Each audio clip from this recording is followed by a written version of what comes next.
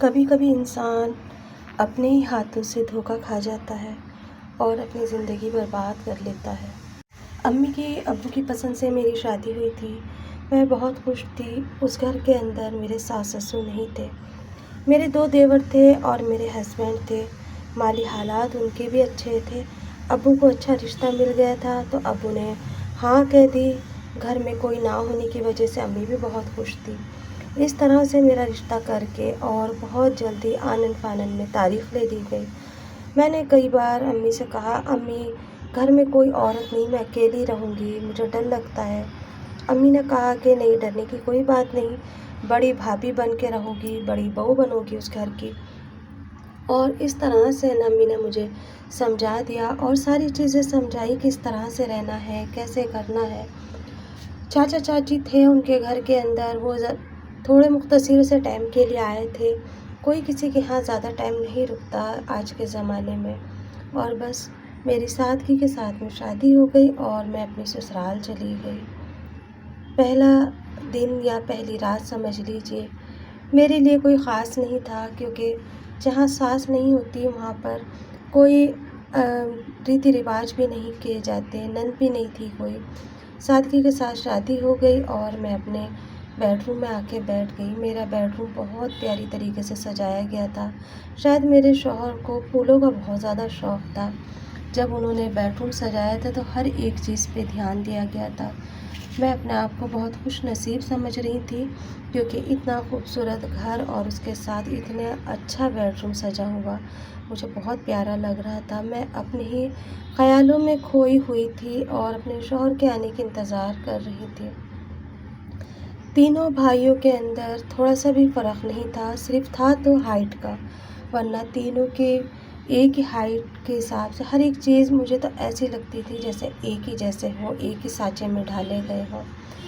اور اس طرح سے میں ان سپنوں میں کھوئی ہوئی بیٹھی ہی تھی کہ اچانک لائٹ چلی گئی۔ رات کے 12:30 بج رہے تھے اور میں گھبرا گئی۔ میرا جو فون تھا وہ بھی سائڈ میں کہیں رکھا تھا، جو میرے ہاتھ نہیں آ رہا تھا۔ میں نے بہت چاہا کہ میں اپنا فون ڈھونڈوں مگر میرا فون نہیں آیا، اور اتنے ہی میں مجھے گیٹ پہ سے کسی کے آنے کی آہٹ ہوئی۔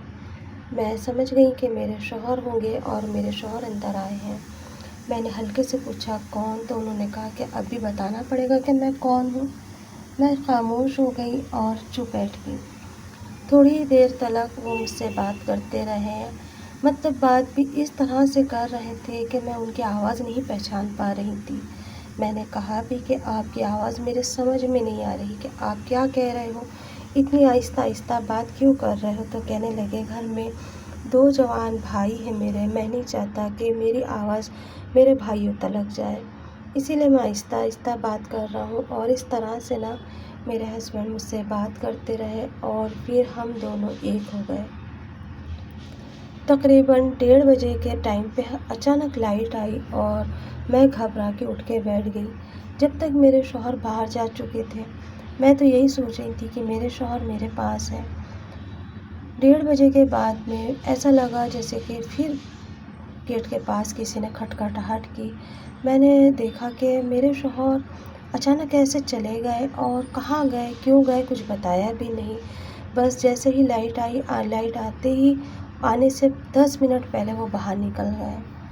پھر 10 منٹ کے بعد میں میرے شوہر پھر اندر آئے تو انہوں نے مجھے سلام کرا، تو میں نے کہا کہ آپ تو ایسے سلام کر رہے ہو جیسے آپ مجھ سے پہلی بار مل رہے ہو۔ تو وہ کہنے لگے کہ اس سے پہلے تو تمہاری اور میری ملاقات ہی نہیں ہوئی تھی۔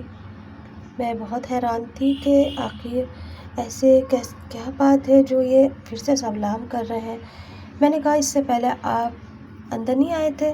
تو کہنے لگے کہ میں لائٹ صحیح کرانے گیا تھا، ہمارے گھر کی لائٹ خراب ہو گئی، پتہ نہیں کس نے تار کاٹ دیے ہمارے گھر کے۔ میں بڑی حیران تھی کہ اگر لائٹ کاٹ دی تھی اور میرے کمرے میں کوئی اور تھا جس نے مجھے چھوا تھا تو پھر وہ کون تھا؟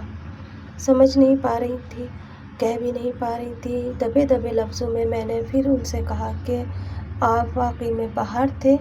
تو کہنے لگے کہ تم نے کسی کو بھوت کو دیکھا یا کوئی اور کمرے میں آیا تھا؟ میں نے کہا کوئی اور نہیں آیا تھا، مجھے ایسا لگا جیسے آپ آ کے واپس چلے گئے ہو۔ کہنے لگے میں اپنے دوستوں کے ساتھ میں باہر بیٹھا گپ شپ کر رہا تھا، چاچا چاچی بیٹھے تھے، ان سے باتیں کر رہا تھا۔ اتنے میں ہی اچانک لائٹ چلی گئی۔ لائٹ صحیح کرانے میں مجھے 1 گھنٹہ لگ گیا۔ میں معافی چاہتا ہوں تمہارے پاس اتنی دیر سے آنے کے لیے۔ یہ لو تمہاری منہ دکھائی، اور اس کے بعد وہ میرے پاس بیٹھ گئے۔ میں ان کو دیکھ رہی تھی۔ میں سمجھ نہیں پا رہی تھی کہ اس سے پہلے کون آیا تھا جس نے میرے فون کو بھی تکیے کے نیچے چھپا دیا تھا اور بالکل لائٹ نہیں جلانی تھی۔ اور پھر اس کے بعد بس میں نہیں کہہ سکتی کہ میں جو کہنا چاہ رہی ہوں وہ میں کس طرح سے کہوں۔ میری خاموشی دیکھ کر کے میرے ہسبینڈ چپ ہو گئے اور کہنے لگے، کیا بات ہے، تمہاری طبیعت ٹھیک نہیں ہے؟ میں نے کہا، آج میری طبیعت ٹھیک نہیں ہے، میرے سر میں بہت تیز درد ہو رہا ہے، میں سونا چاہتی ہوں۔ انہوں نے بڑے نرمائی سے اور آرام کے ساتھ کہا کہ ٹھیک ہے، تم آرام کرو، ویسے بھی شادی کے ماحول میں انسان تھک جاتا ہے۔ اور میں خاموش ہو کے لیٹ گئی۔ لگ رہا تھا جیسا پورا وجود ٹوٹ چکا ہو، کسی نے میرے وجود کا ذرہ ذرہ کر دیا ہو۔ میں اس شخص کو دیکھنا چاہتی تھی جس نے میرے ساتھ ہی حرکت کی اندھیرے میں، پر میں کیسے کہوں، کس سے کہوں کہ میرے ساتھ کیا ہوا؟ شوہر سے نہیں کہہ سکتی۔ ایک اندر چیخ ہے جو اندر ہی دبی ہوئی تھی۔ چیخنا چاہتی تھی لیکن چیخ بھی نہیں سکتی تھی۔ بس میں اس دن چپ ہو گئی۔ صبح کا ٹائم تھا، میں نہانے گئی تو مجھے پھر ایسا محسوس ہوا جیسے کہ جہاں پہ ونڈو ہے وہاں سے کوئی مجھے دیکھ رہا ہے۔ وہاں ایک چھوٹا سا ونڈو لگی ہوئی تھی جس سے کہ تھوڑی سی دھوپ اندر آ رہی تھی اور میں نہا رہی تھی۔ پھر میں نے اوپر پلٹ کے دیکھا تو پھر ایسا لگا جیسے کوئی بھاگ گیا۔ میں نے اپنے ہسبینڈ سے کہا کہ یہ ونڈو بند کرا دیجیے، میں نہانے گئی تھی، مجھے ایسا لگا۔ انہوں نے کہا، آج تک ایسا کچھ نہیں ہوا ہمارے گھر میں، اس سے پہلے امی رہتی تھی، اس سے پہلے میری چاچی بھی رہ کر گئی ہیں، تمہیں ایسا کیوں لگا؟ میں نے ان سے کہا کہ نہیں، آپ یہ ونڈو بند کر دیجیے۔ پھر اس کے بعد ایک ایک کر کے میرے دیور میرے کمرے میں آئے۔ میں بڑے دھیان سے انہیں دیکھ رہی تھی کہ شاید کچھ تو پہچان ہو جائے کہ رات میرے پاس کون آیا تھا، لیکن وہ آئے دونوں کے دونوں اور نظریں جھکا کر کے بیٹھے رہے اور پھر بعد میں باہر چلے گئے۔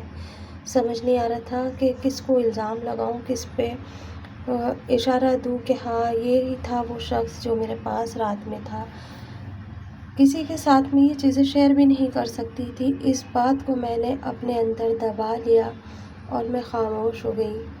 گھر جانے کا انتظار کرتی رہی۔ گھر جا کر کے میں نے امی سے کہا کہ امی، کل میرے ساتھ ایسے ایسے ہوا اس گھر میں۔ امی نے مجھے ایک ہی چیز کہی کہ آواز بند کر لینا، اس چیز کا ذکر کبھی تمہارے منہ پہ نہیں آنا چاہیے، ایک برا سپنا سمجھ کے بھول جانا، اور یہ سوچنا کہ اگر یہ چیز تمہارے شوہر کو پتہ چلی تو وہ تمہیں چھوڑ دے گا، چاہے غلطی تمہاری ہے یا نہیں ہے، لیکن وہ قصوروار تو تمہیں ہی سمجھے گا۔ میں چپ تھی، پر میرا اندر سے ضمیر کہیں نہ کہیں کچوک رہا تھا کہ یہ میرے ساتھ غلط ہوا۔ میرے شوہر کو میں کیا منہ دکھاؤں گی؟ میرے شوہر کے ساتھ میں نے غداری کری، لیکن امی نے مجھ سے کہا تم نے خود سے پہل تھوڑی کری تھی، غیر مرد خود تمہارے کمرے میں آ کر کے چلا گیا، اندھیرے میں اس نے فائدہ اٹھا لیا اور تمہیں وہاں پر چھوڑ گیا۔ یہ ایک انہونی کہانی تمہارے ساتھ ہونی تھی جو ہو کے گزر گئی۔ اب تم خاموش ہو جاؤ اور آگے کے لیے دھیان رکھنا۔